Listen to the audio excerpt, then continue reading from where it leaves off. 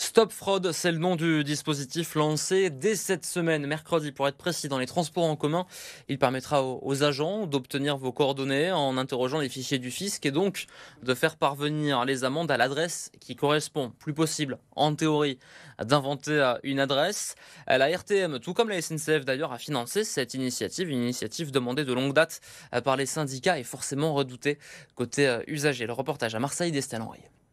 Se faire contrôler sans son billet, Sado, fraudeur occasionnel, l'a déjà expérimenté et il a réussi à passer entre les mailles du filet. J'avais pas assez de monnaie pour prendre le billet. Du coup, j'ai sauté la barrière. Mais le même jour, je suis tombé avec le contrôleur. Contrôleur à qui Sado a donné de fausses informations et notamment une fausse adresse. Ils m'ont donné une amende que j'ai jamais reçue chez moi, j'ai jamais payé. Une amende qui aurait pu lui coûter 180 € si les agents avaient eu accès à sa véritable adresse. Alors forcément, ce nouveau dispositif, ça le fait réfléchir.